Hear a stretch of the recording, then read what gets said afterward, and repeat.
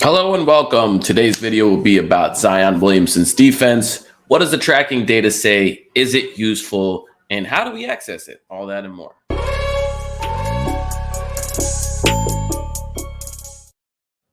What's up, folks? I am here to show you a new feature that NBA.com has added that allows you to look at the videos of each contested shot that a player has contested. In the past, that they've given us the statistics. They've given us, player X held their opposition to 3 of 12 shooting or 7 of 15 shooting, or et cetera, et cetera, et cetera. I'll show you where to find these stats. Now they've given us an ability to view those shots so you can evaluate for yourself if it was actually good defense or not, and what was actually going on. So without further ado, let me share my screen here. I'm going to do a nice little session. So if you can now see my screen, if you go to NBA.com's box score website, if you look at this is the box score from the Charlotte game. Here we are. You see that there are hyperlinks attached to pretty much every item in the box score where the name is at. These will take you to videos of what has happened here. But the way to find the defensive ones, right? These are just going to be regular field goal attempts, rebounds, steals, blocks, etc.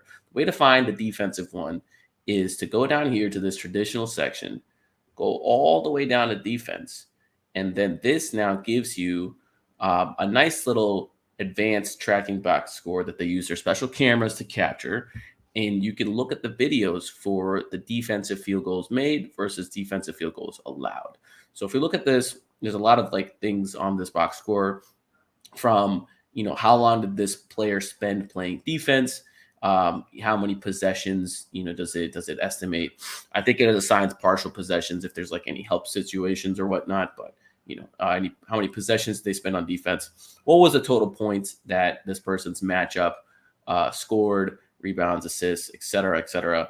As we can see, last night, Zion Williamson held his match up to 3 of 14 shooting, just 21%, the best mark on the team by far, actually. Is this actually good defense? Is this a useful metric? It's very easy to throw the stat out there and be like, well, this guy was locked down, right? He went 3 for 14, while, Herb Jones also pretty good, 43.8% shooting, 7 for 16. Brandon Ingram, decent. Jonas, 60%. So you're like, okay, do these percentages mean anything? Do these outcomes mean anything? And the best way to sort of figure this out is to look at the video. And I'm here to take you through all 14 of Zion's defensive attempts. And the way you can access that is you click this little thing right here. It takes you to this nice screen that has all of the shot attempts, all of the videos, including when they occurred. And I bet there's some metadata in the background if you're the scraping type that lets you know who the actually it's not even in the background, it's right there. It tells you who they were defending, right? Don't even have to do the work. They do all the work for you, tells you who took the shot, what it was, and the outcome of it. So let's take you to the first video and let's explain what's going on here. So as you can see, we don't get the full possession. Right now, in this situation, the Pelicans are already in a little bit of a scramble mode. CJ, who's supposed to be defending Rozier, is stuck on Plumlee. Jonas is having to help out on Rozier. Zion is actually doing his job as the low man, containing the roll. So I'm assuming, without looking at the film, what happened 5 seconds ago is there was probably some sort of pick and roll situation where CJ got switched on to Plumlee and Jonas has to switch here. But already the Pelicans defense is not in its ideal position, but Zion is on the backside, on the weak side, actually, on the weak side, helping out with this roll man, tagging him. His job is to tag and recover back to the shooter. So Rozier, we're going to start this video off with Rozier getting the ball, sizing up Jonas, and actually he swings the ball around over here. So a lot happens. Let me take it back. Let me take it back a few steps. So if we bring it back over here, I think the important thing to notice is, one, the ball swings from Rozier to Oubre to Washington. What's happening in this case is the strong side of the court is changing. Right now, the strong side of the court is right here. But when the ball changes and swings to the weak side, then that by default, I guess the way I have understood it, becomes the strong side, and that's the side that's easiest to attack. And it changes responsibilities for who's supposed to do what. As this ball swings around, Zion's supposed to recover out to this shooter, CJ's supposed to recover out to this shooter, and Brandon Ingram is supposed to come help on the roll man while Jonas is gets a chance to go back to his player. That way, once this is swung around, Jonas drops back over here, and Brandon Ingram comes back to Gordon Hayward. You're back in your shell defense. So as the ball swings around, we kind of see this transpiring. But there's a little bit of miscommunication here where Zion doesn't know if he should recover out to the shooter or if he should help the roll man. There is an instance where maybe a good passer, someone who could see over the top, is tall, can hit Plumlee over here, especially if Plumlee is a lob threat. If this was an athletic big, this is probably a dunk. This rotation needs to be Brandon Ingram, but in a live ball situation where the strong and weak side are changing so quickly, there can be confusion from both of these players on who the low man help is supposed to be. And so what you're seeing here is both of these players kind of half commit to Plumlee. In this case, Zion should probably stay home, but he's more worried about giving up this dunk. So he stunts over here to Plumlee before going and recovering out to PJ. And he gets I would say a decent contest, but that's still a corner three look. All in all, I would say this is decent defense, especially off a situation where there's already a switch happened with CJ McCollum and Jonas Valanciunas. If I could go back and change anything, it would be the situation where Brandon Ingram helps here early as the ball is swinging and is communicating to Zion to stay home on his person. That way that corner three is not going off. But, we live with the result. PJ Washington, while he can make threes and you don't want to cede corner threes, I think the end result is fine. I don't think it was poor defense by Zion. I thought the initial low man help was good. I think there was a bit of miscommunication where he should have stayed home on PJ, but, we live with the result here. Next possession over here, possession number 2. So I'm going to start it from the top. Again, we don't get to see, I guess this is the closest we'll get to see to a full possession because there's 18 seconds left on the clock, but we don't get to see how they necessarily got into their set. But this is a situation where there's about to be a pick and roll with PJ Washington over here. Is this PJ Washington? Whoever this is, McDaniels, and Nick Richards. So let's play the tape a little bit. Yep, PJ Washington with the ball here. Nick Richards sets the screen, and Zion is supposed to get over the screen while Jonas is in drop defense, right? I think in a perfect world, before this catch even happens, Zion should do his best to force Washington into towards the sideline, towards the corner, and away from the screen. I don't know exactly what the Pels specific rules are because each team defends this differently. But generally speaking, you don't want to give up the middle in a screen and roll situation. If you can, you want to force the ball handler towards the sideline where there's a natural defender and the help can stay over here, even if there's a screen on this side. But either way, I don't think it's that big of a deal because clearly Nick Richards is angling the screen towards where Zion is about to get screened, and Washington's going to be able to come down the middle. Jonas does a good job of getting in that drop position, making sure there's not really a driving lane. And Zion, I think, does a decent enough job getting over the screen and contesting it. And if the outcome of the possession is a PJ Washington pull-up three, that's, not a corner three, it's having to self-create it, we live with it. I think it's fine. I think Zion probably could have fought a little bit harder over this screen, but it's really not his responsibility. And I think he gets there in time. That's a shot that we're going to live with. I think that's a general win for the defense. All right. Possession number 3. This one starts off in a little bit of a weird situation where there should have been a turnover as Washington throws it to the backcourt. So Let's play this. So he throws it to the backcourt, but Rozier comes up. This is another scramble situation that is at the end of the shot clock here. 3.4 seconds left on the shot clock. These type of situations, your main goal is not to foul the three-point shooter. It's all you can really do is, they're probably going to get a shot off, and that's fine. It's not going to be a clean look. You don't want to foul the three-point shooter. So Zion steps up to Rozier here, and Nick Richards tries to set that screen. Rozier takes a sidestep three where it's contested on both sides. Outcome is a late stall clock miss. So we live with that. I don't think it's particularly illuminative of Zion's defense here. I don't think it's particularly illuminative of the Pelicans' overall defense here and whose responsibilities were what. Just the late shot clock situation. Again, this is the danger with sort of working with NBA.com's videos, is they don't necessarily give you the possession and what led you to that supposed backcourt violation that should have happened, but it's better than nothing. We won't complain. On to the next play. So this is a situation where the Hornets will be in semi-transition. They're advancing the ball very quickly up the court here. As you can see, this advanced pass here happening, and there's still 20 seconds left on the shot clock. So very early in the clock. In these type of situations, you want to contain the ball early and then spread out the shooters. So Rozier catches the ball here. CJ is stepping up because CJ is actually supposed to be covering this person. So CJ's trying to get back to his person, accidentally ends up screening Zion here on Zion's path, who, credit to Z, I don't know if this was intentional, but he's in the right place at the right time. He's on the ball. He cuts off the drive.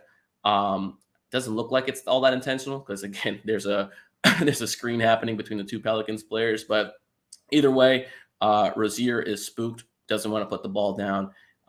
He does a little pass to Washington or McDaniels, whoever that is. Hard to tell with this resolution from here. And Zion is there on the catch, ready to contest. And outcome is a miss above the break three. Again, for semi-transition, if we get contested threes off, love that. I think a way to sort of improve this situation would have been getting back a little bit earlier and CJ being in a position where he's not screening Zion and Zion's not screening CJ on their way to their respective people and their matchups. But all in all, for what happened, you live with an above the break McDaniels or PJ Washington three that's contested. So look at Billy cleaning up the rebound. Love that. All right, next play. This is play number 5. I thought this one is one that really shows an area of improvement with Zion. So let's play the tape. So right now, what you've seen here is Terry Rozier is taking the ball. He's attacking. Again, Charlotte likes attacking early offense. He's attacking CJ. He's driving towards the sideline. He wants to go baseline, hopefully drawing two with him so he can kick it out to someone. Plumlee, the big man, is supposed to follow this and be ready for any kind of pocket pass situations. And it allows for like a two-person game while everyone else is here on the weak side, just hanging out. Zion, in my opinion, while this is happening, is kind of caught in no man's land over here.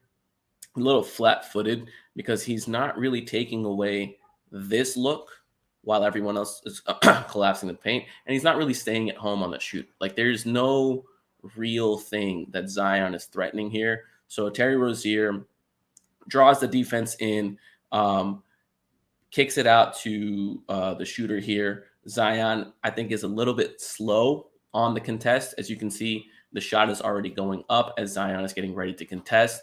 And there's a clean look here, which some might argue is a decent contest, but I think that's for an NBA player, especially a tall one. That's a clean look. And I think Zion could have had better prep work in getting to that point and contesting that shot, and perhaps forcing him off the line and into help if had he been there earlier. So that's a clean look, and that's a made three for McDaniel. So I think there was an improvement point for Zion there, just a little flat-footed, caught in no man's land. So this play, I thought was very interesting because, let's play it out for a second, because I think, again, as I mentioned earlier, when you're in these situations, um, you want to keep the ball handler towards the sideline as much as possible and not give up the middle. But I can't, you know, it's not it's just like it's nitpicking for me. So I don't really care so much that right here, Zion, who's in good stance, he stays attached to the hip of I think it's McDaniel's. It's hard to tell right now. The resolution on NBA.com's website is really bad, but this is McDaniel's taking him off the dribble here. But I think Zion stays attached here, and he's going to drive right into Jonas.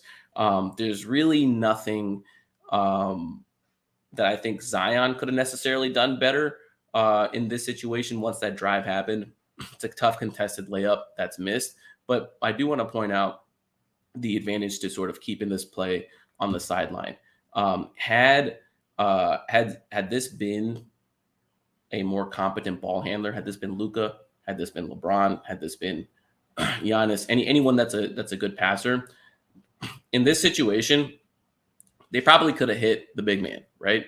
They probably wouldn't drive straight into Jonas. They probably could have hit the big man. And while CJ is now helping the helper, who is Jonas, they could also have an option to hit the shooter, and that's lifting the corner over here. So I think there's those two situations where you can either hit the big man over here or the corner. Don't happen if you initially do a good job of forcing this ball handler to the sideline and not giving the middle. Again, a lot easier said than done.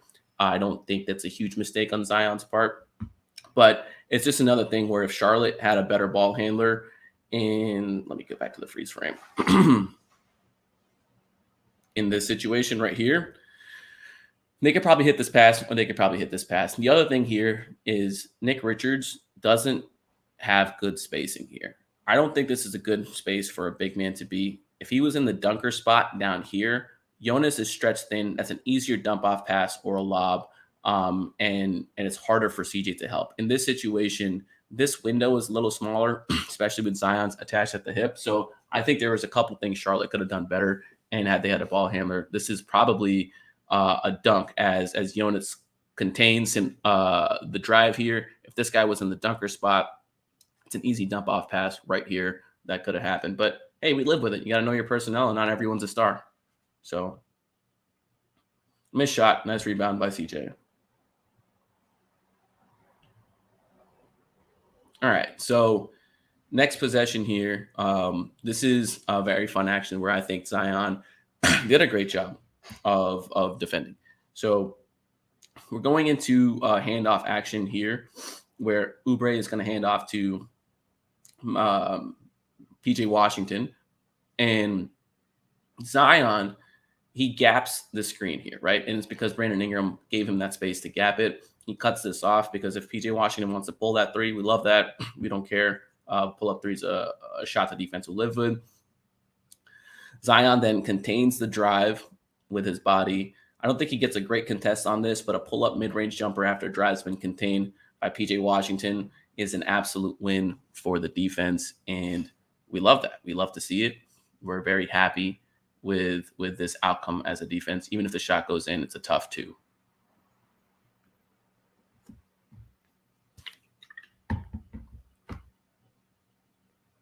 All right, so this next possession, again, I thought Zion. Here, let me show you the tape. I got to take a sip of water. I thought Zion was a little flat-footed on multiple accounts here. So why is it not playing? Here we go. So the shot goes up, and when the shot goes up, Zion isn't really boxing anyone out. He is sort of watching the rebound go up. Tough contested offensive rebound that the Charlotte Hornets end up getting. Again, not in a position to contest any kind of shots. Zion's just a little flat-footed, and they get a clean look at the rim by PJ Washington. Like, this is a very, very clean look, and the Pelicans are lucky that it's PJ Washington and not someone more talented who's missing 4 feet from the rim. So I think that's just an area where Zion could have had more engagement on the box out and as the secondary shot went up, he was just ball watching a little bit. So this one I think is really good rotation from Zion. Let me start the play from the beginning.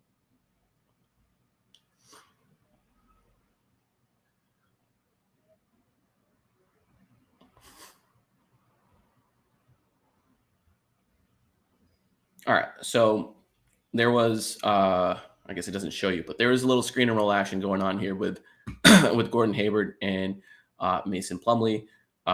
Hayward hits Plumlee with a pocket pass, and Zion does a good job from the weak side acting as the low man. He beats Plumlee to this spot right here. He beats him to the spot, forces a kick out, right? In this situation, again, it depends on team rules. It depends on who's doing what. Typically, what's supposed to happen is Herb is supposed to help on the corner guy, and Zion is supposed to hit close out here. It's supposed to be an X out, right? An X out is supposed to happen. Herb, I think, gets a little bit overzealous and creeps in too far here. Probably trying to go for a steal, anticipating this corner pass.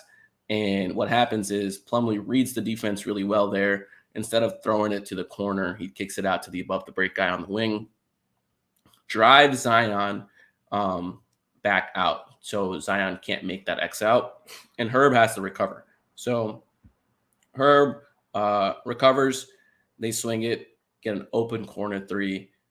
Zion recovers. I don't think this is necessarily a mistake on Zion. I think this is just really good offense by the Hornets here. And you could argue that this was a contested 3-point look. I wouldn't. I think just given this amount of space as this ball is coming, and this is when the shot went up. That's an open corner three. It's a good offense. It's just good offense. I thought Zion played good defense, especially when he hit the roll man here on Mason Plumlee, prevented a dunk.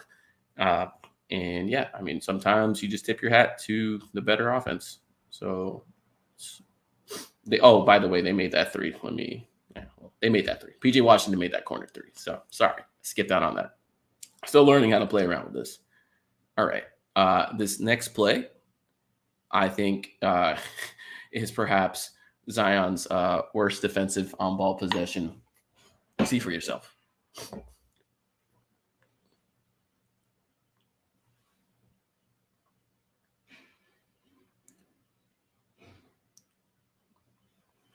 Okay. In case you didn't see what's going on, Zion gets switched on to Terry Rozier. He gets on a stance, which is fine, but doesn't really do anything from here. As a handoff game, little happens between Plumlee and Terry Rozier. Zion's really not equipped for it. Maybe thinking there's another screen, another switch that's supposed to happen, but that's Jonas's man, and Jonas isn't drop. He's not going to go chase a shooter out there. That's kind of Zion's responsibility to pay attention to what's happening there. Zion is slow to recognize this. He falls for that pump fake, and that's a mid-range pull-up. Not a great defensive possession. Although I think analytically, someone might argue that, again, a mid-range pull-up is a win, chasing him off the three-point line. I just don't think that's a good defensive possession.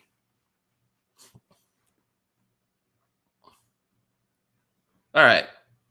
So this next one, I think, is fun play design by the Hornets that make things difficult for Zion and the Pelicans. Again, sometimes you have really good offensive situations. So this is going to be a situation where the Hornets go into a Spain pick and roll.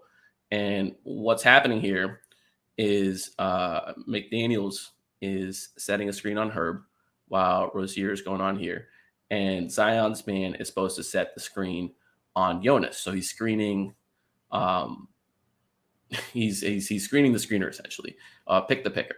And so these situations are hard to guard because, and there's multiple ways of guarding this, but what they require is communication.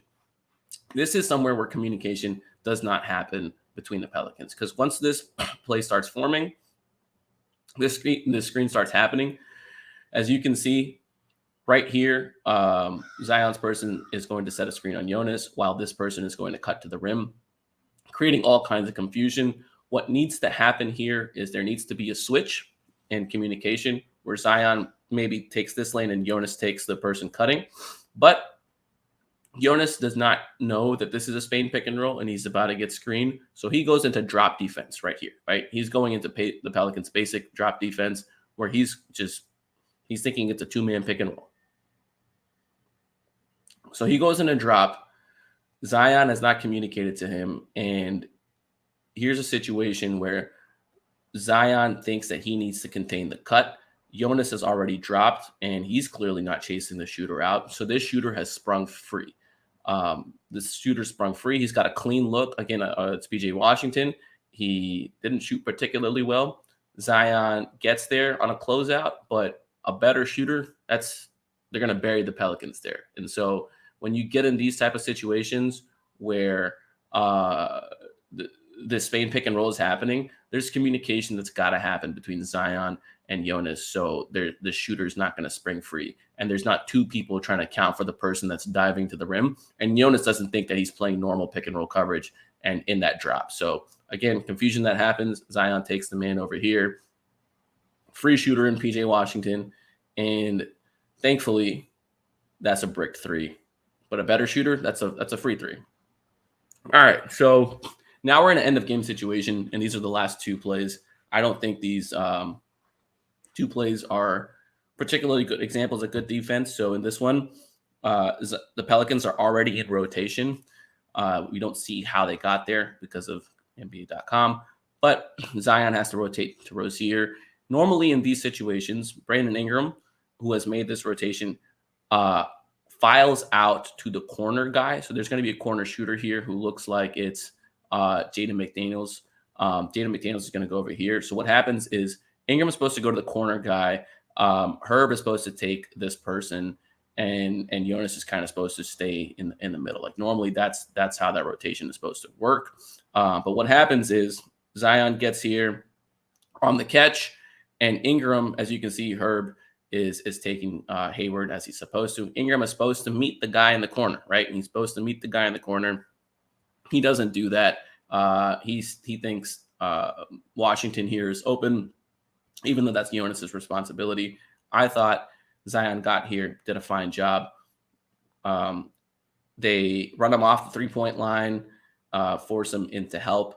Again, if this is a situation where this is a better point guard, that's an open three right here on the strong side because Ingram didn't make that rotation. He thinks maybe Jonas has got him covered, but really, if Ingram is over there, Jonas can sink lower, and what happens next doesn't happen. Gets a floater, tip dunk, right? Ingram wasn't in position to box out. If Jonas was there, he probably could have done it. Ingram should have been on the shooter. So again, small things that the Pelicans clean up. But when it comes to Zion, I think he did the right thing. He made that rotation. He ran them off the three-point line. And in situations where it's like under 2 minutes and you're up 10, 12, you want to limit opposing threes. So he did limit an opposing three, although they very easily could have had a wide open corner three here had there been a better point guard who recognized what was going on. And yeah, I thought this was fine with Zion. Just a Pelicans miscommunication on the rotations. Last play of the game. I think it's the last one that Zion does. Let me see. Either way, let's play it. It's Zion gets a switch. Oh yeah, it's not the last play. It's the second to last play. So let's bring this back. This is a situation, again, you're up 10. You want to limit opposing threes as much as possible. Pelicans are switching, I think, 1 through 4 here. They're not going to switch with Jonas, but they're switching 1 through 4 here to limit threes. And so Rozier calls for a screen, gets it. In this situation, Zion's got to know, hey, it's okay to run him off the line, make them take the tough two, make him finish over Brandon Ingram or whatever. But, you know, it's a contested pull-up sidestep three that's difficult, which at the end of the day you'll live with. But I just get a little bit nervous in late game situations where you give up too many threes. I don't think this is necessarily a good or bad possession. It's a possession, not really representative of Zion or Pelicans defense as a whole. I just think he could have played a little bit higher on that initial switch and not worried about the drive as much. I think he probably could have made contact with the ball a little bit. But sidestep three, Rozier misses. Ingram cleans the one. Last possession of the game. Again, 30 seconds left. Pelicans are up 12. Game is all in hand. You just want to limit at this point. You don't want to foul people shooting a three, and you want to limit threes as much as possible. Let them get layups. Doesn't matter. Zion switched on to Rozier, not really trying hard to contest. He gets a contested pull up mid range, and that's basically the game. So there you have it, folks. I am going to stop sharing my screen. That was going through every single possession where Zion plays defense, looking at what the Pelicans are supposed to do. What's your verdict? Did Zion play good defense? Does he have room for improvement? What do you think about the Pelicans' overall defense? In my opinion, if you're using these statistics that say, okay, well, the Hornets went 3 for 14 against Zion, be careful with how you use them. They don't necessarily always assign that video in the defender well, and they don't necessarily capture and credit, whose responsibility it was in forcing that missed shot. And sometimes it's just missed shots, right? So make sure you look at the video before you make your assessments. And I think one of the things we were unable to do here is really evaluate Zion's off-ball and rotational defense. These were strictly on-ball moments where he contested shots. And I think if you want to get a true picture of someone's defense, it's the off-ball stuff that's more important, because 14 shots in a game where there can be 100 shots is not that many. But if you play a lot of defensive possessions where, like, again, if you're out there for half the game and you're out there on the floor for like 50 of the 100 shots that are going up, you're going to have to find ways to impact the defense for the rest of the shots. And the off-ball defense stuff is super important and not something you can really evaluate if you're looking at these videos, unless you're just looking for the Pelican scheme as a whole and trying to look at other people's off-ball defense. So I hope you guys enjoyed this. I kind of fumbled my way through it, but hey, did a little film session. Shout out DraftKings. Make sure you use our promo code TheBoot. Place a bet on any NBA game, any money line. Place $5, win $200 in free bets as long as you use DraftKings Sportsbook. Use the promo code BOOT. And if you or anyone you know needs gambling help or counseling or crisis counseling, please use the phone number 1-800-GAMBLER. So thank you.